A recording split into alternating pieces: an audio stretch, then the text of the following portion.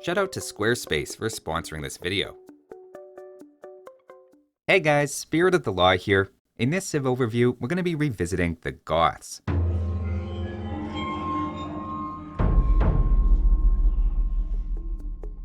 Now, Goths are a little funky in the stats, being actually quite solid at lower levels where they're by far their most popular, and then dropping off to below average for the rest of the player base.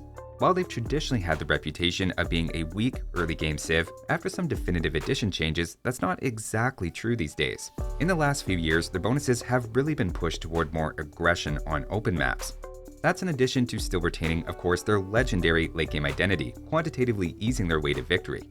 In this video, we're going to take a look at particularly the most recent changes to their bonuses, as well as ideas for how to navigate their, at times, awkward mid-game. Let's check them out.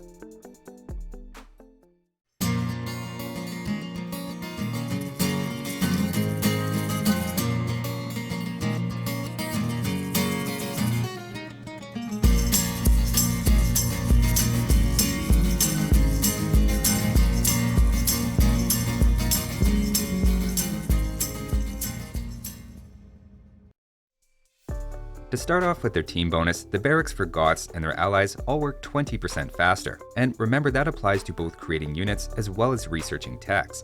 That means everything from 3 Dark Age Militia being out 10 seconds sooner, saving 37 seconds researching your way up to Champion, or shaving 3 seconds off every late game Halberdier your allies create. Personally, I love flexible passive bonuses like this, and in both team games and 1v1s, you're almost guaranteed to get some benefit from it. Moving on to their proper Civ bonuses, the first is a staggered discount on Infantry, increasing as you advance. This used to be a flat 35% starting in Feudal, but now you get some benefit in the Dark Age, at the cost of a little less in the mid-game. To start with its earliest potential impact, with 3 Dark Age Militia, Goths end up saving 48 resources right there. A less obvious benefit is that while a generic civilization making those same 3 militia and then getting loom would have to mine 10 extra gold, Goths can actually afford to do this with just their starting 100.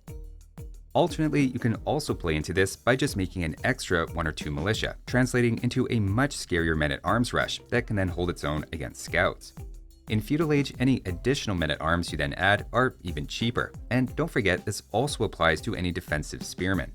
It then increases in Castle Age to -30%, though keep in mind Goths don't have supplies. The numbers line up such that they're actually quite similar in food cost to longswords with that tech, though of course you still have the advantage of saving gold on top. The Huskarl at the castle also benefits, giving it a bit of a strange looking cost. All of these then get even cheaper in Imperial Age, with incredibly cheap champions and halberdiers, and further discounted Huskarls as well. I always think it's worth pointing out that discounts translate into more units than you might think. 35% cheaper halberdiers in Imperial, for example, means 54% more for the same cost, as resources you're saving are then being spent on additional cheaper units. So in a way, you're benefiting twice from a unit discount. That means Goth halberdiers can be cost-effective against most others, even while lacking the final armor upgrade, including against top-tier Japanese faster attacking halbs. Notably though, Slavs can still take this fight if they have the unique tech for infantry splash damage, as the main exception to know. Their next bonus complements this discount nicely, giving their infantry more bonus damage against buildings, which can't be blocked by masonry and architecture. Right away in Feudal, +1 helps any men-at-arms rush in breaking through walls or taking down buildings, and by the late game more than offsets Goths missing arson. Particularly for halberdiers, I find that +3 bonus in Imperial Age gives them an unexpected anti-building quality for free, as well as just a slight siege aspect to the barracks. Moving on, their next bonus is really 3 in 1, all with a hunter theme. The first part is that villagers have +5 bonus damage against boar, meaning boar end up taking just 10 arrows from Goth villagers instead of the usual 25. Ironically, I find this bonus can actually hurt about as often as it helps, and sometimes the higher attack means your villagers can kill a boar before it fully reaches your town center if you aren't careful. Likewise, if you use the trick of having your TC fire at the boar as well, that extra damage from the first luring villager's arrows mean you might accidentally kill it with your town center fire and lose all of its food, as the math of the number of TC arrows they can take is slightly different. On the flip side, it can be nice on a map like Black Forest, where groups of boar can spawn together a long way from your town center, and you might want to mill them with a small group. Part 2 of this bonus is then that Goth hunters carry 50 instead of 35 meat. Again, when hunting around the map, this can be useful, but for lured boar under a town center, if anything, it's a disadvantage, making it more important to force drop-off to sustain villagers. Obviously, this bonus was designed with long-distance hunting in mind, before the concept of luring was even figured out. Now, one use case where this does help, though, is with deer. Usually, there's a debate prior to getting wheelbarrow between using 4 villagers per deer, which ensures you can take all the food in a single trip, versus 3 villagers, who either have to make 2 trips or leave a little food to rot. For Goths, there's no trade-off though, as they can take the entire food from the deer in one trip with just 3 villagers. In fact, if you get wheelbarrow, they can even finish a deer in one trip with just 2 villagers, saving a bit of walking time with small groups. The third component of this bonus, and yes, we're still on the same one, is that as of the last few years, their hunt then lasts 20% longer. I consider this the most powerful aspect of the bonus, and reinforces the more aggressive direction that Goths have recently been pushed. Usually, a generic civ with 8 villagers get 305 out of the 340 boar meat after decay. For Goths, they actually get 364 out of the 340 food, raising the question of what other sort of meat is getting mixed in here. The end result is not just more food and potentially delaying farms, but it also ensures you're collecting at the hunter's higher gathering rate for longer. Moving on, their next bonus is that Loom is researched instantly, meaning there's no downside to sneaking it in at the start of the game or queued between a couple of villagers. The main benefit of this is again boar related, and is especially helpful against those more dangerous rhino and elephant lures. That said, just to address a possible misconception here, this might sound like it leads to a free villager, but remember, your opponent often isn't getting Loom until just before they age up. Even if you open with instant Loom at the start of the game as Goths, you should theoretically be neck and neck in villagers with your opponent until they take the time to research Loom themselves, after which you would then be 1 villager ahead, all else equal. So it's just not exactly like having an extra villager from the start of the game. And finally, their last bonus is that Goths have plus 10 maximum population in Imperial Age. Obviously, this is incredibly overpowered in any 25 pop limit games, though with 200 or even 300 pop limit being fairly standard, it's a little less impressive. Remember, AoE2 was designed with 75 pop limit in mind, and arguably this could be adjusted to a 10 or 15% pop limit boost and not a flat plus 10, though that said, it's not like Goths actually need any more help in the late game. Either way, the bonus is very on brand, further highlighting the infantry flood nature of their identity. So that's the Goths bonuses, which have a lot of focus on especially Hunt in the Dark Age, getting you out to a strong start and setting you up for a militia or men-at-arms opening, while then giving a few good bonuses for mass infantry late. That's of course the Goths game plan, sacrificing all manner of defense, including stone walls, and simply winning by having cheap, spammable armies and throwing more men on the field than your opponent. Truly, the star player for the Goths, though, is their unique unit, which we'll take a look at next, the Huskarl. As usual, I recently looked into them as a standalone deep dive video, but for quick overview purposes, in Melee they start with pretty comparable stats to the Longsword, albeit with about a 50% higher cost after the infantry discount is applied. What you're paying for with that is first that they're relatively fast moving for infantry, the same speed as a Berserk, and are then incredibly anti-archer, between high pierce armor and secret bonus damage. Typically, archers counter infantry, so if that leaves you wondering how to deal with Huskarls, the answer is one of a handful of anti-infantry units, or more simply, just beating them with raw melee stats. As we saw, Huskarls are basically just a longsword in melee situations, so most infantry unique units, or even better knights, can be quite effective. For that reason, it's pretty common to pair Huskarls with a second Goth unit, whether that be spear units to protect against heavy cavalry, or even the swordsman line, which thanks to your discount give a lot of cost efficiency in melee. After Imperial upgrades, the contrast with the swordsman line then widens even more, with Goths lacking the final infantry armor upgrade, making their champions completely hopeless against ranged units, but their discount making them incredibly cost efficient in melee. The Huskarl then maxes out at 10 pierce armor, enough to reduce the damage from most archers and town centers to 1, and also increases their bonus damage against any sort of archer, in addition to just a general stat buff. For the most part, against anything that does pierce damage, including even war wagons or elephant archers, the Huskarl performs well, with the hand cannoneer being a special case, given the two units both have bonus damage against each other. On the flip side, against just about anything that deals melee damage, the Huskarl struggles, aside from maybe against the spear line, but even generic champions are much better one-on-one for a lower gold cost. Usually, this would be the part I'd point out that unique units are only created at the castle, so massing them can be a challenge. However, that's where the unique techs step in. The first is Anarchy, letting Huskarls be trained at the barracks, presumably named after the anarchy it helps you create in your opponent's base. This is a must grab as soon as you're switching to Huskarls, as barracks are much cheaper and also benefit from the Goths team bonus.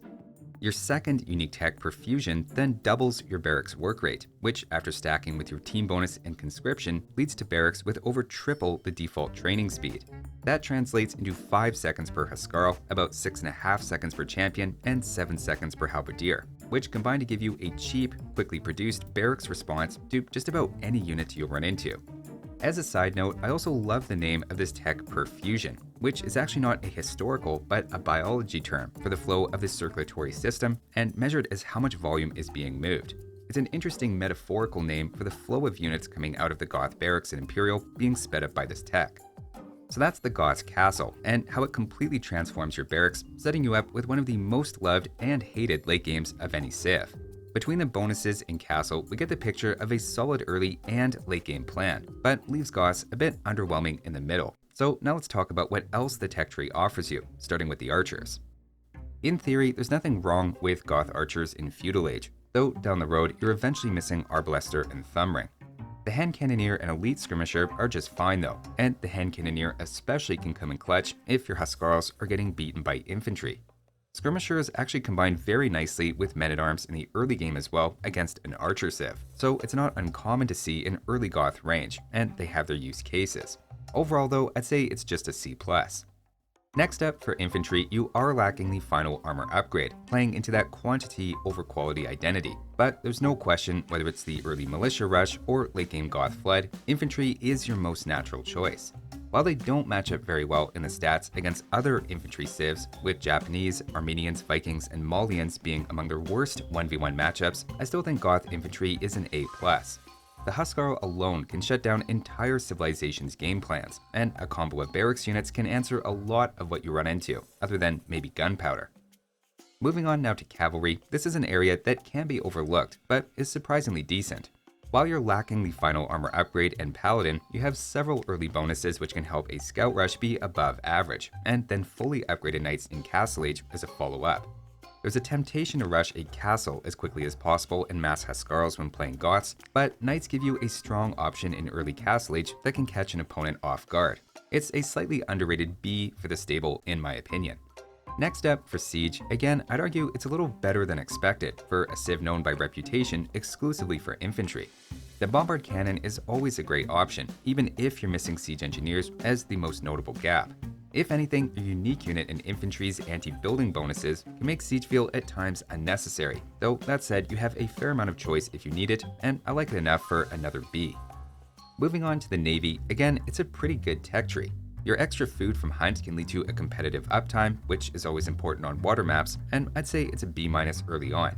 Late game, dry dock is the only thing you're missing, and the Goth barracks can also make island landings very hard for opponents to contain. Keep in mind, you have the Droman instead of the Cannon Galleon, which I actually consider much more versatile and the better option to have. It's not as strong as the Cannon Galleon against buildings, but its long range can still be a threat. For me, it's another B late for a B on water overall.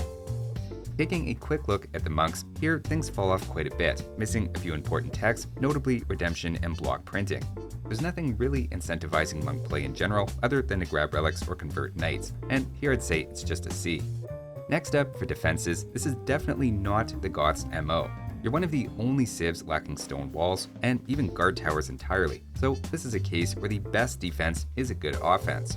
Funny enough, they get architecture, probably just because of the famous Gothic architecture, despite that not having anything directly to do with the Goths. I'd have to give out one of my rare Fs for defenses, all things considered. And finally, to end on their trash units, that is, units that don't cost gold, the Halberdier is great, even without the last armor, simply because of how cheap and quick they are to spam. The Elite Skirmisher is also fully upgraded, and Hussar is definitely the weak point, missing the final armor, making them a lot more vulnerable to defenses. Still, it's enough for a B. So to close with some final thoughts, I have to say the Goth early game has really come a long way in making them feel more competitive. By far the most popular opening is of course Men-at-Arms, thanks to their discount, which end up pairing very nicely with skirmishers against archer civs or a few spears against cavalry. Don't underestimate the help of their anti-building bonus here as well to help apply pressure. The tricky part is then where you go next with Goths, as you enter their late feudal/early castle age awkward phase, and accompanying drop in win rate. If you're gonna lose, this is when that's most likely to happen. Besides just doubling down on infantry, which is probably the intended strategy by design, this is where I also think the stable has some potential, with fully upgraded knights in castle age as a mid-game pivot. Long term, the goal is to balance having enough military early to get by with getting a castle up when possible, so you can grab your unique techs and make the barracks then your main focus, with that characteristic Goth win being exemplified here by the blue player. While Goths were at one point considered among the weakest civs on open maps, the definitive addition change to the infantry discount to include the Dark Age, as well as their focus on early game bore, have made them much stronger out of the gate, actually performing above average on most maps, and doing particularly well against archer civs for obvious reasons. All this talk about boar and hunted meat is actually quite the coincidence though, reminding me a lot of a brand new side business I just opened up, a specialty meat shop called Sirat of the Law. It even has a great website thanks to this video's sponsor, Squarespace. Squarespace is an all-in-one website platform for entrepreneurs to stand out and succeed online. Whether you're just starting out or managing a growing brand, Squarespace makes it easy to create a great-looking website, engage with your audience, and then sell anything, from products to content to time, all in one place. Using one of their templates, you can easily customize a website to your preferred aesthetic, and then sell your product or services. That could include physical goods or digital content, including access to your own video library, with Squarespace handling the payment side of things so you can focus on the bigger picture. Using the built-in analytic and insight tools, you can then see exactly what's working and what's not, so you can continue to grow and scale your business more effectively. Go to squarespace.com for a free trial, and when you're ready to launch, go to squarespace.com/spirit of the law to save 10% off your first purchase of a website or domain. So that was an updated look at the Goths. Happy hunting, and I'll see you next time.